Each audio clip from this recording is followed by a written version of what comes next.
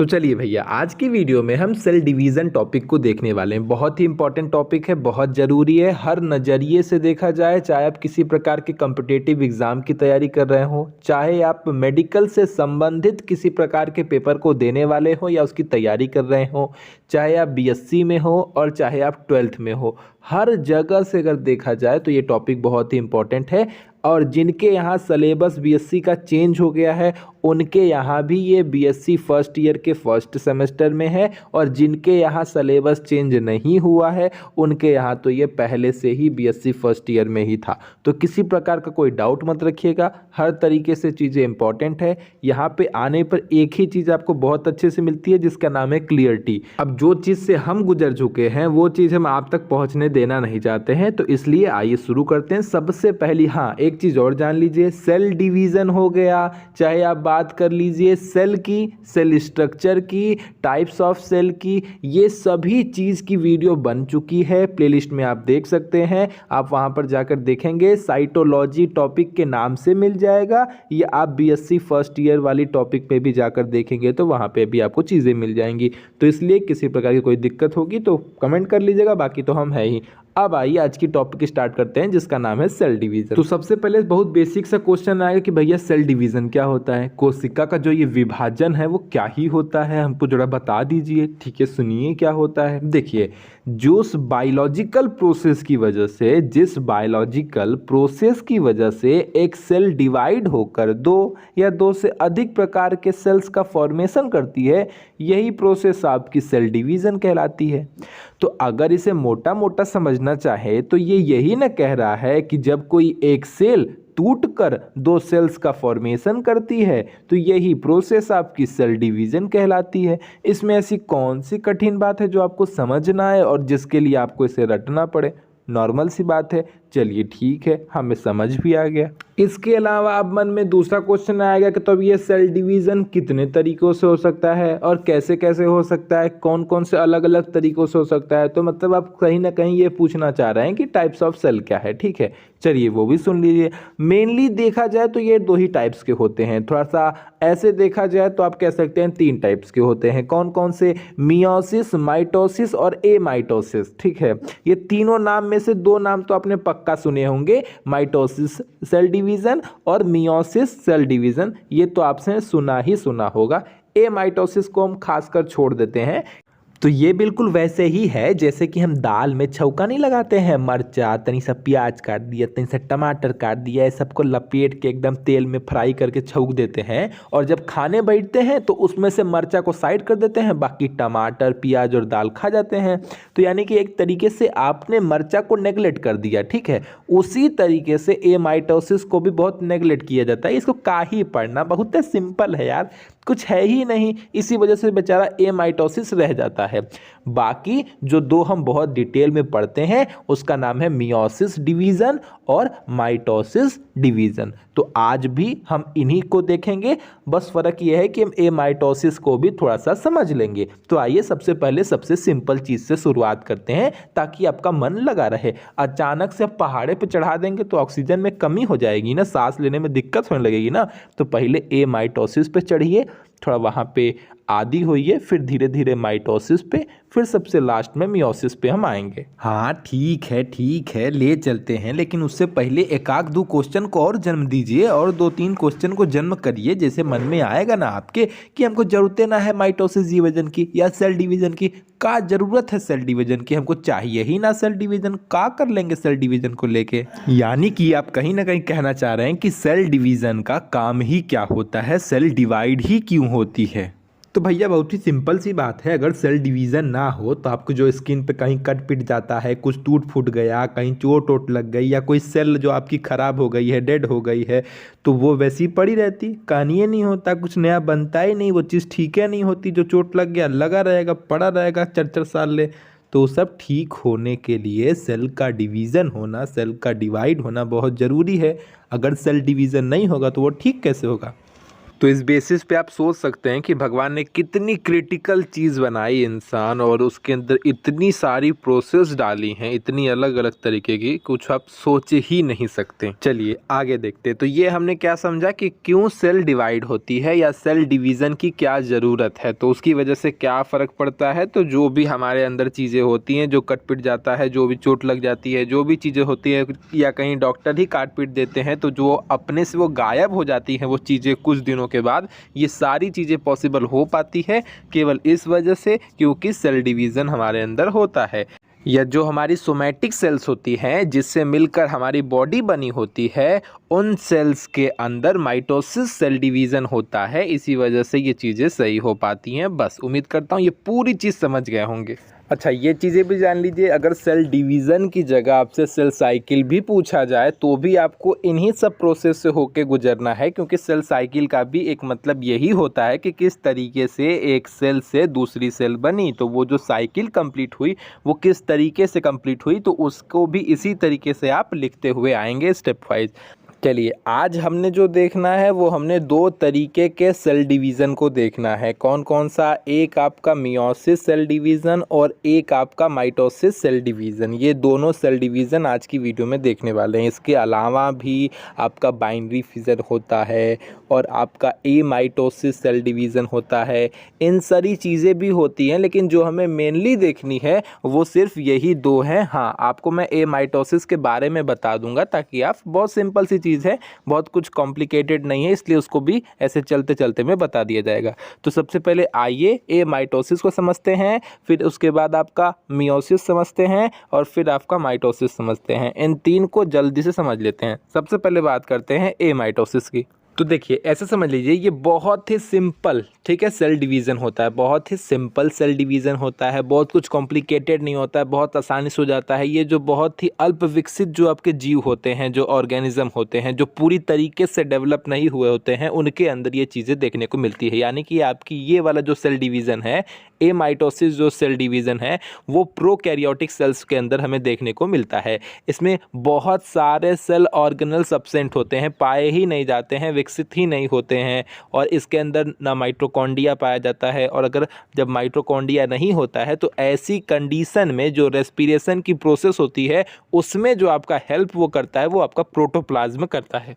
अच्छा, हम ये चीज़ कह रहे हैं कि बहुत ही सिंपल सेल डिवीज़न होता है, तो ऐसा क्यों कह रहे हैं? ऐसा इसलिए कह रहे हैं, इसमें जो ये सेल का डिवीज़न होता है, ये जो सेल डिवाइड होता है वो इतनी कॉम्प्लिकेटेड तरीके से नहीं होता है जैसा कि आपकी माइटोसिस में या मियोसिस में देखने को मिलता है। इसमें सेल डिवीज़न बहुत ही आसानी से हो जाता है, इसी वजह से इसे हम सिंपल सेल डिवीज़न के भी नाम से जानते हैं। इसी वजह से ये चीज़ें बहुत कॉम्प्लिकेटेड नहीं होती हैं और ना ही इसमें उस तरीके से सेल ऑर्गेनल्स पाए जाते हैं, इसीलिए ये चीज़ें अल्प विकसित जो आपके जीव होते हैं उनके अंदर इस प्रकार का सेल डिवीजन देखने को मिलता है। उम्मीद करता हूं ये चीज आप समझ गए होंगे। हमारा मेन ध्यान माइटोसिस और मियोसिस को समझने के ऊपर है, क्योंकि ये काफी कॉम्प्लेक्स भी होते हैं और इनको समझना हमारे लिए जरूरी भी है। तो आइए अब स्टार्ट करते हैं। देखिए, माइटोसिस और जो मियोसिस है, जो माइटोसिस सेल डिवीजन है, ये हमारे बॉडी के अंदर जो सोमैटिक सेल्स पाई जाती हैं, या आप ऐसे भी कह सकते हैं कि जिन सेल्स से मिलकर आपके बॉडी का फॉर्मेशन हुआ है, आपके शरीर का जन्म हुआ है, यानी कि शरीर का फॉर्मेशन हुआ है, उन सेल्स के अंदर माइटोसिस सेल डिवीजन यानी कि समसूत्री कोशिका विभाजन देखने को मिलता है। हिंदी में माइटोसिस को समसूत्री कोशिका विभाजन के नाम से जाना जाता है। तो उनके अंदर माइटोसिस सेल डिवीजन देखने को मिलता है। और हमारी बॉडी के ही अंदर पाई जाने वाली जो आपकी रिप्रोडक्टिव सेल्स होती हैं, या जर्म सेल होती हैं, या जो आपकी गैमेटिक सेल होती हैं, जो आपकी रिप्रोडक्शन की प्रोसेस में जो जो कोशिकाएं हेल्प करती हैं, उन सेल्स के अंदर मियोसिस सेल डिवीज़न देखने को मिलता है। उम्मीद करता हूं ये पहले बात क्लियर हुई होगी कि किस प्रकार के सेल के अंदर माइटोसिस सेल डिवीज़न और किस प्रकार के सेल के अंदर मियोसिस सेल डिवीज़न देखने को मिलता है। तो यहाँ तक तो हमने ये समझ लिया कि आपकी जो सोमैटिक सेल्स होती हैं उनके अंदर माइटोसिस सेल डिवीज़न देखने को मिलता है, और जो आपकी रिप्रोडक्टिव सेल्स होती हैं या आपकी जर्म सेल होती हैं उनके अंदर आपका मियोसिस सेल डिवीज़न देखने को मिलता है। तो और क्या समझना है? हम तो समझ गए ना सब कुछ। हाँ, बस अब इन वर्ड्स के साथ खेलना है। क्यों? क्योंकि ऐसा क्या होता है कि सोमैटिक सेल कहिए चाहे आपकी बॉडी सेल कहिए, सोमैटिक सेल का मतलब क्या होता है पहले ये समझिए। देखिए, जो आपकी सोमैटिक सेल होती है। इसका मतलब ये होता है कि जो जो सेल्स आपकी रिप्रोडक्शन वाली प्रोसेस में हेल्प करती हैं उन सेल्स को हटा देंगे तो जितनी भी बॉडी में सेल्स बचेंगी वो सभी की जो सेल हैं वो आपकी सोमैटिक सेल्स कहलाती हैं। यानी कि एक लैंग्वेज में ये कहना चाहते हैं कि जिनसे हमारी बॉडी मिलकर बनी है वो सारी सेल्स को हम सोमैटिक सेल्स कहते हैं, और जो सेल्स रिप्रोडक्शन की किसी प्रोसेस में हेल्प करती हैं उन सेल्स को हम जर्म सेल या गैमेटिक सेल या रिप्रोडक्टिव सेल इन नामों से जानते हैं, ये कहते हैं। उम्मीद करता हूँ ये पूरी टॉपिक पूरी तरीके से क्लियर है। तो उम्मीद हमारी यही है कि चीज़ें यहाँ तक आपको समझ में आएगी, और वीडियो पसंद आएगी तो लाइक शेयर सब्सक्राइब जरूर करिएगा। चलिए अब आगे देखते हैं। तो देखिए इसी चीज़ को आप ऐसे भी समझ सकते हैं कि हमारी बॉडी के अंदर जो 90% जो सेल पाई जाती है, 99% जो सेल पाई जाती है वो आपकी सोमैटिक सेल्स होती हैं, और 1% जो बच जाती हैं वही आपकी क्या जर्म सेल या रिप्रोडक्टिव सेल या आपकी गैमेटिक सेल होती हैं। उम्मीद करता हूँ ये भी चीज़ समझ गए होंगे। 99% आपकी सोमैटिक सेल, 1% आपकी रिप्रोडक्टिव सेल। खत्म खत्म खत्म। चलिए अब माइटोसिस को अच्छे से समझते हैं। पहले हम माइटोसिस के अंदर जो जो आपके टाइप आते हैं, जो जो फेजेस से आपका माइटोसिस सेल डिवीज़न होकर गुजरता है, उन फेजेस को हम बाहर से समझेंगे, क्योंकि जो हमने 12th में पढ़ा है, जो हमने अब तक चीज़ें पढ़ी हैं बहुत ऊपर ऊपर से पढ़ी है, और वहाँ पे हमने यही समझा है कि माइटोसिस के अंदर जो आपका माइटोसिस सेल डिवीज़न है इसके अंदर वही 5 टाइप आते हैं, या कह सकते हैं आपका 5 फेज़ आते हैं। ठीक है, या आप कह सकते हैं कि 5 चरणों से होकर ये गुजरता है। कौन कौन सा? आपका इंटरफेज, प्रोफेज, मेटाफेज, एनाफेज, फिर आपका टेलोफेज। 5 फेज कंप्लीट हो गया, इनसे ही होके गुजरता है, और इस तरीके से आपका सेल डिवीज़न की जो प्रोसेस है, माइटोसिस सेल डिवीज़न की जो प्रोसेस है वो कंप्लीट होती है। लेकिन ऐसा नहीं है, अगर हम चीज़ों को थोड़ा डिटेल में जाएंगे तो ये चीज़ें थोड़ी और बढ़ जाती हैं। बात सही है कि ये 5 ही फेज़ होते हैं, लेकिन वो थोड़े बढ़ते हैं। वो किस तरीके से बढ़ते हैं उनको समझना भी ज़रूरी है, क्योंकि अब हम 12th की पढ़ाई नहीं कर रहे हैं। 12th में हमें मोस्टली ऐसा ही बताया जाता है जो मैंने आपको समझा दिया है। तो उस टाइम पे चीज़ों को बहुत तेज़ी से बता के हट जाया जाता था। जैसे एग्जाम्पल के तौर पे आप समझ सकते हैं कि जैसे इंटरफेज में क्रोमोसोम का डिवीज़न होता है, डीएनए का डिवीज़न होता है, फिर प्रोफेज आता है, वहाँ पे न्यूक्लियस का डिवीज़न होता है, फिर मेटाफेज आता है, फिर इसमें स्प्लेंडर फाइबर बनते हैं, और ये जो आपका क्रोमोसोम है ये क्या होता है, ये धीरे धीरे और ज़्यादा कंडेंस होता है, धीरे धीरे गाढ़ा होना स्टार्ट होता है। फिर आपका एनाफेज आता है, ये बहुत स्मॉल फेज होता है, इसमें बहुत कम समय तक आपकी जो सेल की सबसे छोटी अवस्था यही होती है। इसमें ऑर्गेनल्स जो होते हैं वो धीरे धीरे साइड हो जाते हैं ताकि वो बीच से बढ़ सके या कि डिवाइड हो सके। उसके बाद टेलोफेज आता है, और फिर यहाँ पे ये प्रोसेस कंप्लीट हो जाती है। इस तरीके से आपका सेल डिवीज़न कंप्लीट हो जाता है, यानी कि माइटोसिस सेल डिवीज़न कंप्लीट हो जाता है। इस तरीके से बहुत तेज़ी से ऊपर से बता के हट जाया जाता था, लेकिन अब हमें चीज़ों को थोड़ा डिटेल में देखना है। ठीक है, बाकी ये चीज़ें भी बहुत गलत नहीं थी, लेकिन बहुत ज़्यादा सही नहीं है, क्योंकि ये इसका बहुत ही ऊपरी व्यू है, यानी कि बहुत हम ऊपर से कोई चीज़ देख रहे हैं वो वाला व्यू है। जब अंदर जाएंगे तो पता चलेगा कि नहीं, ये चीज़ें इस तरीके से भी नहीं होती थी जैसी हमने पढ़ी है। चलिए तो हम समझेंगे कि ये कितने स्टेज में ये प्रोसेस कंप्लीट होती है। हमें पता है जो माइटोसिस की प्रोसेस है वो आपकी 2 स्टेज में कंप्लीट होती है। उन 2 स्टेज के भी अंदर कुछ सब स्टेजेस आते हैं, वो बात की बात है। हाँ, मोटी मोटा आप ऐसे कहना चाहेंगे तो आप कह सकते हैं कि 5 स्टेजेस में कंप्लीट होती है। कौन कौन से वो स्टेज होते हैं? तो वही आपके इंटरफेज, प्रोफेज, मेटाफेज, एनाफेज और टेलोफेज। ठीक है, बाकी आज की वीडियो देखने के बाद आपके मन में कोई डाउट नहीं होगा किस तरीके से क्या बोलना है, कहाँ पे क्या क्या बोलना है। कोई आपको सिंपली किसी को समझाना है तो आप कह सकते हैं कि हाँ, माइटोसिस स्टेज या जो आपका माइटोसिस डिवीज़न है उनके अंदर ये 5 फेजेस पाए जाते हैं। कौन कौन से? ये अगर डिटेल में बताना है तब हम इन चीज़ों पे आएंगे कि आपके अंदर इसके अंदर 2 फेज पाए जाते हैं। कौन कौन से? एक आपका जो होता है वो आपका कहलाता है इंटरफेज, और आपका जो दूसरा होता है वो आपका एम फेज या कह लीजिए कि मियोटिक फेज कहलाता है, या आप क्या उसे डिविजनल फेज भी कह सकते हैं। तो इन डिवीजन्स को समझाने से पहले एक बार मैं आपको माइटोसिस डिवीज़न को थोड़ा एक्सप्लेन कर देता हूँ। जो इसकी डेफिनेशन है उस डेफिनेशन को समझा देता हूँ ताकि आप आसानी से इसे और अच्छे से समझ पाएँ। ठीक है, तो देखो जो आपकी माइटोसिस है ना, वो सिंपल सी चीज़ है। आप ऐसे समझ सकते हैं कि जो माइटोसिस है वो सेल साइकिल की वह स्टेप है जहाँ पर न्यूली फॉर्म जो डीएनए होता है, जो नया नया बना हुआ डीएनए होता है, वो धीरे धीरे सेपरेट होता है, और दो नए सेल्स का, दो न्यू सेल्स का फॉर्मेशन करता है, वो भी सेम नंबर और सेम काइंड ऑफ क्रोमोसोम के साथ, जैसा कि पेरेंट के अंदर जो उसकी मदर सेल होती है उनके अंदर प्रेजेंट होता है। यानी कि सिंपल सा कहना यही है, आसानी से समझिए, जो मदर सेल्स होती हैं उनमें जितनी क्रोमोसोम की संख्या होती है उतनी ही क्रोमोसोम की संख्या उनके जो डॉटर सेल होते हैं, जो उनसे बनी हुई सेल है, जो स्प्लिट होके बनी हुई जो दो सेल्स हैं, उनके अंदर भी क्रोमोसोम की संख्या उतनी ही होती है जितनी कि मदर सेल के अंदर होती है। आपको पता होगा, जिस सेल से डिवाइड होके जो चीज़ बनती है उन्हें हम डॉटर सेल कहते हैं, और जिनसे टूटकर बनती है उन्हें हम मदर सेल या आपकी पेरेंट सेल कहते हैं। तो देख रहे हैं, ये रहा फिगर। इस फिगर में इस सेल से टूटकर ये दो सेल्स, दो डॉटर सेल्स का फॉर्मेशन हुआ। तो ये जो टूटकर बना है इसे हम डॉटर सेल कहते हैं, और जिनसे टूटकर बना है यानी कि जो इनके माता पिता हैं, जो इनके पेरेंट हैं, उन्हें हम पेरेंट सेल या कह सकते हैं कि मदर सेल, मतलब मदर सेल कहते हैं, क्योंकि इनसे ही इनका जन्म हुआ है। यही क्या है, इन्हीं से टूटकर ये दोनों डॉटर सेल बनी है। तो आप एक तरीके से ये थ्योरी आपको याद होगी कि सेल्स का फॉर्मेशन प्री एग्जिस्टिंग सेल्स के द्वारा ही संभव है। याद है ना, ये जो हमने ओरिजिन ऑफ लाइफ में पढ़ा है, तो उसी तरीके से यहाँ पे भी वही कंडीशन है कि ये पहले से ये सेल एग्जिस्ट करती थी, प्री एग्जिस्ट करती थी, पहले से एग्जिस्ट करती थी, और इन्हीं सेल्स से इन दोनों सेल्स का फॉर्मेशन हुआ है।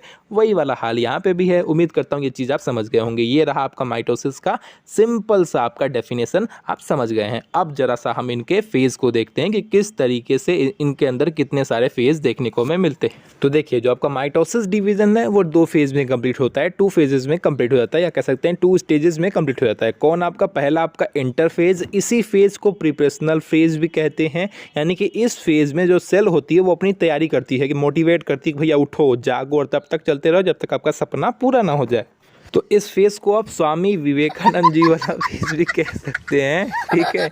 इसके अलावा जो आपका सेकंड है वो आपका डिवीजनल फेज है, यानी कि यहाँ पे डिवीज़न होता है, और यहाँ पे सेल के अंदर जो डिवीज़न वाला पार्ट है वो यहाँ से स्टार्ट होता है। तो इस डिवीजनल फेज को एम फेज के भी नाम से जानते हैं, यानी कि मियोटिक फेज के भी नाम से जानते हैं। तो ये हम समझ गए, दो फेज होती है। कौन कौन सी? एक आपकी इंटरफेज या इसी को प्रीप्रेशनल फेज कहते हैं, और दूसरा आपका डिवीजनल फेज या इसी को एम फेज के भी नाम से जानते हैं। उम्मीद करता हूँ यहाँ तक चीज़ें समझ में आ गई। आगे चलते हैं, अब इंटरफेज की बात करते हैं। इंटरफेज को हम प्रीप्रेशनल फेज क्यों कह रहे हैं? क्योंकि यहाँ पे जो सेल्स होती हैं वो अपने आप को प्रिपेयर करती हैं, अपने आप को मोटिवेट करती हैं कि भैया उठो उठो, चलना है, धीरे धीरे तैयारी स्टार्ट कर दो, धीरे धीरे अपने आप को प्रिपेयर करना स्टार्ट करती हैं। तो इसी वजह से जो इंटरफेज वाली अवस्था है ये बहुत बड़ी अवस्था होती है। तो इसीलिए पूछा जाए कि माइटोसिस के अंदर अगर आपसे पूछा जाए कि सबसे लंबी अवस्था कौन सी है, तो हम कहते हैं इंटरफेज की अवस्था। ये बहुत ही लॉन्ग टाइम तक चलने वाली अवस्था है। और सबसे छोटी अवस्था कौन सा है, तो हम कहते हैं जो सबसे शॉर्ट टाइम तक चलती है वो आपकी एनाफेज है।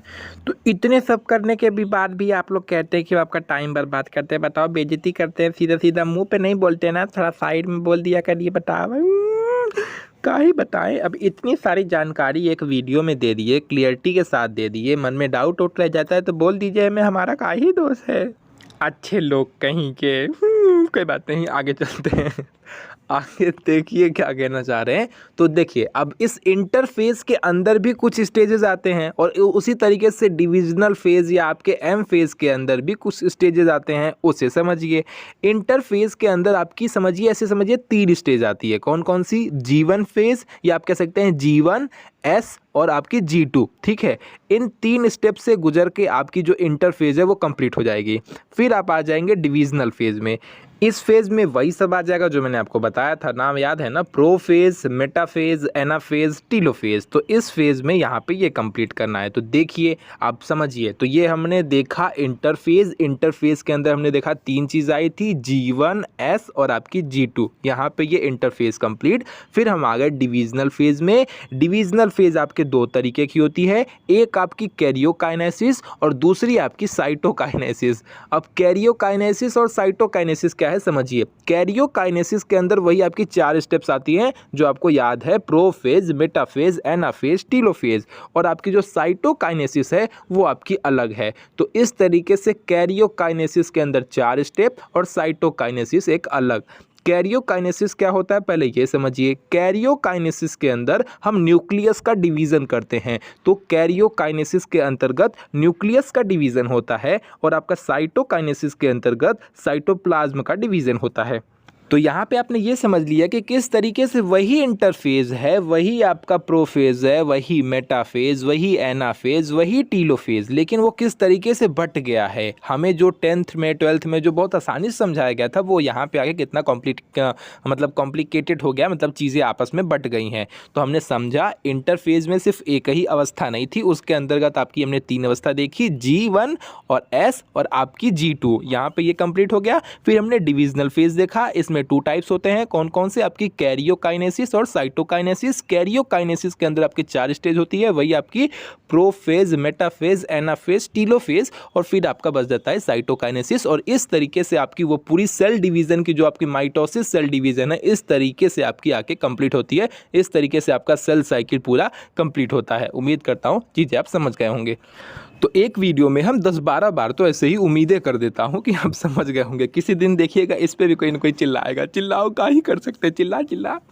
अब बच गया इंटरफेज और डिविजनल फेज को बांटने के लिए। अब देखिए इंटरफेज या डिविजनल फेज को हम बहुत आसानी से अपने रियल लाइफ से कनेक्ट करके भी देख सकते हैं। हमने जाना है कि इंटरफेज क्या है, आपका प्रिपरेशनल फेज है, यानी कि इस स्टेज में हम अपनी तैयारी करते हैं। और जो सेकंड स्टेज है, जो आपका डिविजनल फेज है, वो क्या है, आपका डिवीजन वाला फेज है, यानी कि यहाँ पे जो सेल्स के अंदर जो चीज़ें होती हैं वो डिवाइड होती हैं, धीरे धीरे अपना डिवीजन स्टार्ट करती हैं। इंटरफेज में हम उसके लिए प्रिपरेशन करते हैं कि किस तरीके से हमें आगे चल के अपने आप को डिवाइड करना है। तो इस स्टेज को पहले आपका रेस्टिंग स्टेज के भी नाम से जाना जाता था या रेस्टिंग फेज के भी नाम से जाना जाता था, लेकिन बाद में समझ में आया कि नहीं भैया, इसी स्टेज में सबसे ज़्यादा कार्य हो रहा है, यानी कि सबसे ज़्यादा चीज़ें या सबसे ज़्यादा समय तक सेल आपकी इसी स्टेज में गुजार रही है। ऐसे समझिए आप कि अगर सेल के आपके पूरे 100% पार्ट में से आपका कह सकते हैं 90% टाइम आपका जो सेल है वो इसी के अंदर बिता रही है। कौन से फेज़ के अंदर? इंटरफेज के अंदर। और बचा हुआ 10% टाइम वो बिताती है डिविजनल फेज के अंदर। ठीक है, अब थोड़ा समझने की कोशिश करिए। एग्जाम्पल के तौर पे घर पे मम्मी को ले लीजिए, हम अपने आप को ले लेता हूँ। खाना पीना हम बहुत सुंदर बना लेता है, इसलिए मैं अपने आप को लेता हूँ। सबसे पहले हम क्या करते हैं, सब्जी बनाने से पहले उसकी कौन सी स्टेज चलती है? आपकी सबसे पहले चलती है प्रिपरेशनल स्टेज, यानी कि आप उस सब्जी बनाने की प्रोसेस से पहले आप उसकी तैयारी करते हैं। तैयारी कैसे करते हैं? जैसे चीज़ों को धोते हैं, अगर बर्तन गंदा है तो बर्तन धोएंगे। इसके अलावा कोई सब्जी उब्जी काटेंगे, मान लीजिए आलू और गोभी की सब्जी बन रही है तो उसको लेंगे, उसको धोएंगे, काटेंगे, फिर प्याज काटेंगे, फिर मिर्चा, फिर लहसुन, इन सबको छीलना काटना करेंगे। ठीक है, तो ये क्या कर रहे हैं, इस टाइम पे आप चीज़ों को प्रिपेयर कर रहे हैं। ठीक है, अब प्रिपेयर करने के बाद आप आ गए डिविजनल स्टेज में, यानी कि अब इन चीज़ों को आप क्या करेंगे, डिवाइड करके डालते जाएंगे। क्या ऐसा तो है नहीं कि अब जब आपने जब ये प्रिपेयर कर लिया तो एक साथ ही कढ़ाई रखते ही सब कुछ उसमें पलट देते हैं? ऐसा तो है नहीं। आप डिवाइड करके बारी बारी चीज़ों को डालते हैं। पहले लहसुन और प्याज को साथ में डाल दिया, साथ में उसके साथ मिर्चा डाल दिया। कुछ देर बाद आपने अगर आलू को फ्राई करना है तो फिर आलू को डाला, फिर गोभी को डाला। इस तरीके से चीज़ें बारी बारी होती है, डिवाइड करके एक बाई मतलब स्टेप बाई स्टेप करते हैं। उसी तरीके से डिविजनल फेज के भी अंदर जो चीज़ें दी हैं, जो आपका फेजेस दी हैं, वो स्टेप वाइज कंप्लीट होती है। उम्मीद करता हूँ ये चीज़ें आप समझ पा रहे होंगे। अगली वीडियो में हम इसी दोनों फेज को बहुत अच्छे से समझेंगे। आज के लिए बस इतना ही। वीडियो पसंद आएगी तो लाइक शेयर सब्सक्राइब करिएगा। उम्मीद करता हूँ चीज़ें समझ में आई होंगी। कोई डाउट रह जाएगा तो आप कमेंट कर सकते हैं। और बस आज के लिए इतना ही। Bye bye, Tata.